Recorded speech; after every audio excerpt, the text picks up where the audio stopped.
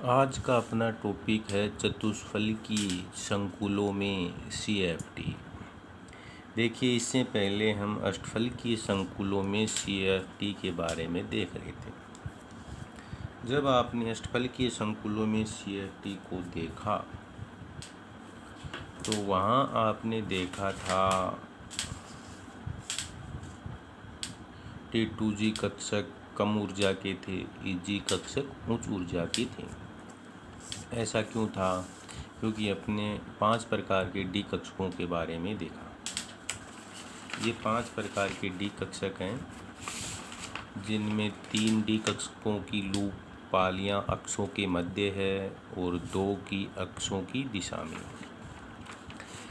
Actually में होता क्या है, चतुष्फलकीय संकुलों की बात करें तो चतुष्फलकीय संकुलों में जो लिगेंड आता है, चतुष्फलकीय में संकुलों में जो लिगेंड आता है, या आप अक्षांश मान लें, तो वो आता है अक्षांशों के मध्य से। मतलब लिगेंड बंध बनाने के लिए कहाँ से आता है? अक्षों के मध्य से बंध बनाने के लिए आता है। लिगेंड कहाँ से आएगा? अक्षों के मध्य से। जब अक्षों के मध्य से लिगेंड बंध बनाने के लिए आएगा तो देखिए, 3 जो डी कक्षक हैं उनकी पालियां कहाँ हैं? अक्षों की दिशा में हैं। 3 पालियां कहाँ हैं? 3 कक्षक हैं जिनकी पालियां कहाँ हैं? अक्षों के मध्य में हैं। अक्षों के मध्य में हैं। जब अक्षों के मध्य में पालियां हैं, लिगेंड अक्षों की दिशा से आ रहे हैं, तो आप समझ सकते हैं ये जो 3 कक्षक हैं, कौन कौन से? D x y, d y z, d z x. ये जो 3 कक्षक हैं, इनमें प्रतिकर्षण क्या होगा? अधिक होगा। इनमें रिपल्सन क्या होगा? अधिक होगा। जब इनमें रिपल्सन अधिक हो जाएगा, और देखिए इन कक्षकों को हम सम्मिलित रूप से क्या कह रहे थे? T2G कहा था। इनको जो नाम दिया था, इस समूह को हमने T2G कहा था। तो हम ये कह सकते हैं कि चतुष्फलकीय संकुलों में जो T2G कक्षक हैं वो क्या है? निम्न ऊर्जा के न होकर क्या हो जाते हैं? उच्च ऊर्जा के हो जाते हैं। क्यों हो जाते हैं? ये कारण मैंने अभी आपको बताया कि लिगेंड जो है चतुष्फलकीयों में अक्षों की दिशा में न आकर कहाँ आते हैं? अक्षों के मध्य आते हैं। और 3 कक्षकों की लूप जो है वो अक्षों की दिशा में है, तो ये रिपल्सन अधिक फील करते हैं। ऐसी स्थिति में इनकी एनर्जी अधिक हो जाती है और ये उच्च ऊर्जा के हो जाते हैं। जबकि 2 कक्षक जो हैं, ये 2 कक्षक जिनकी पालियां अक्षों के मध्य, अक्षों की दिशा में है, जिनकी पालियां कहाँ हैं? अक्षों की दिशा में है, ये इधर से लिगेंड आते हैं,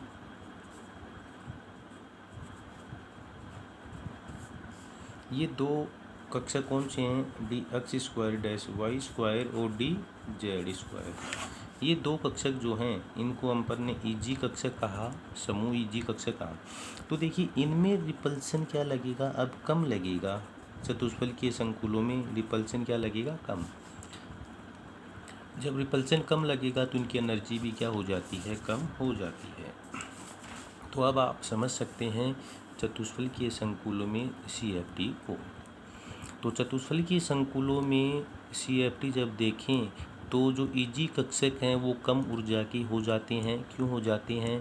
क्योंकि इनमें प्रतिकर्षण कम लगता है। लिगेंड जो है बंध बनाने के लिए अक्षों के मध्य से आते हैं, जबकि इनकी पालियां अक्षों की दिशा में है, तो ये कम ऊर्जा की हो जाती हैं। इनकी ऊर्जा कितनी हो जाती है? 0.6 डेल टी। यहाँ टी का मतलब क्या? जैसे अष्टफलकीय संकुलों में हमने ओ दर्शाया था, यहाँ ओ का मतलब ओक्टाहेड्रल था, मतलब अष्टफलकीय था। यहाँ टी दर्शाया मैंने, टी का मतलब चतुष्फलकीय संकुल है। तो डेल टी क्या है? चतुष्फलकीय संकुलों में CFSE है। जबकि T2G कक्षक जो हैं वो उच्च ऊर्जा की हैं। उच्च ऊर्जा की क्यों हैं? उसका कारण अभी आपने देखा कि जो लिगेंड हैं अक्षों के मध्य से आते हैं।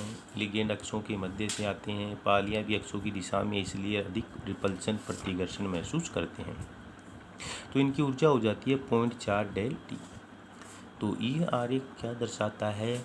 चतुष्फलकीयों में CFT को दर्शाता है। एक तरह से देखें तो अष्टफलकीय संकुलों में CFT से जस्ट विपरीत है। यहाँ EG कक्षा कम ऊर्जा की हो जाती हैं, T2G उच्च ऊर्जा की हो जाती हैं। ये सब क्या है, लिगेंड जो आते हैं ना उनकी दिशा पर निर्भर करता है।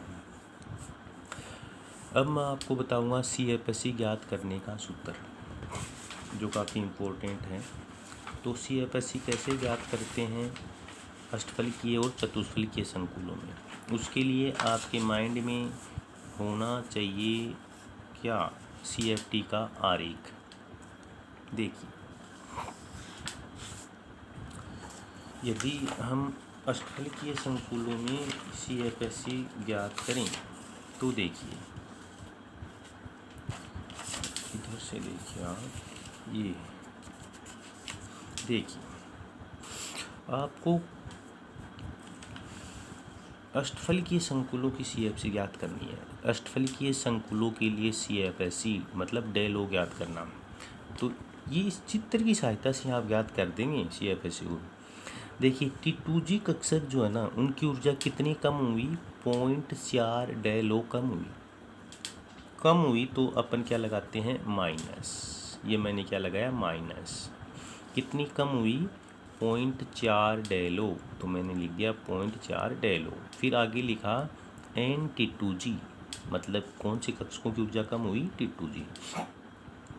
यहाँ N-T2G है T2G कक्षकों में इलेक्ट्रॉन की संख्या। फिर प्लस मैंने आगे प्लस लगाया, क्यों लगाया? क्योंकि EG कक्षकों की ऊर्जा बढ़ी, तो और कितनी बढ़ी? 0.6 डेल ओ। तो मैंने प्लस 0.6 डेल ओ लगाया। फिर NEG का मतलब EG कक्षकों में इलेक्ट्रॉन की संख्या। अब मैं आपको बताऊंगा चतुष्फलकीय संकुलों के लिए CFSE मतलब डेल टी याद करना। तो ये आपका चतुष्फलकीय संकुल के लिए आरेख है। तो देखिए यहाँ पर EG कक्षकों की ऊर्जा कम हुई, कितनी कम हुई? -0.6 डेल टी। तो मैंने लिखा -0.6 डेल टी NEG का मतलब EG कक्षकों में इलेक्ट्रॉन की संख्या। फिर T2G में ऊर्जा बढ़ी, तो इसलिए मैंने प्लस लगाया। कितनी बढ़ी है? 0.4 डेल टी। तो 0.4 डेल टी N-T2G मतलब T2G कक्षकों में इलेक्ट्रॉन की संख्या। तो इस तरह से यदि आपको आरेख ध्यान रहता है तो आप क्या ज्ञात कर लेते हैं, CFSE को ज्ञात कर लेते हैं।